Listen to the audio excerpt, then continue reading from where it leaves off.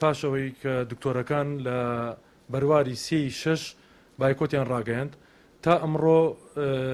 کارمەندان داوامیان کردووە بەڵام ئەمڕۆ بایکۆتیان ڕاگەیان ئەوانیش لە بەشی تاواریش لە بەشی فریاکەوتن بڵین ئەو مناڵە شەوی 14 لەسەر 15 هاتوتە خەسەخانەی کفری سەر لە بەیانی کارمەندەکان پێیان تو چووکە دکتۆری لێ نییە پێیان وتووە حاڵی مناڵەکەتان خراپە فریایکەون چووکە دکتۆرمان نیە هیچ شتێکش لێرە بۆی ناکرێ هەندێک کەس ئەڵێ کەیشت بە ناکرێت بۆ دانیشتۆ لە خەسەخانە بۆ دانیشتون لە خەسەخانە هەندێک حاڵەتێتەوە پێتەکرێت کە شتێک بۆ هەندێک کەس بکەیت و بەڕێ بخێ بەڵام هەندێک حاڵەت شێتەوە ئەگەر ڕێنمایەکیش بدێت کەسێک ڕێ پێ پیشاندەی پێی بڵێ کاکە فرێ ئەم کەسە بکە حاڵی خراپە ڕوانەی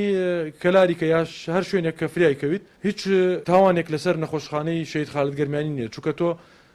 دکتۆری لێ نەبووە کارمەندی لێ بۆ کارمەند ئەوژی پێکراوە و پیان و تۆ وەکو ڕێنمایی پیان و تۆ هەر ئەوە کراوە هیچ پەیوەندی بە نەخۆشخانەی شەید خالد گەرمیانیەوە نییە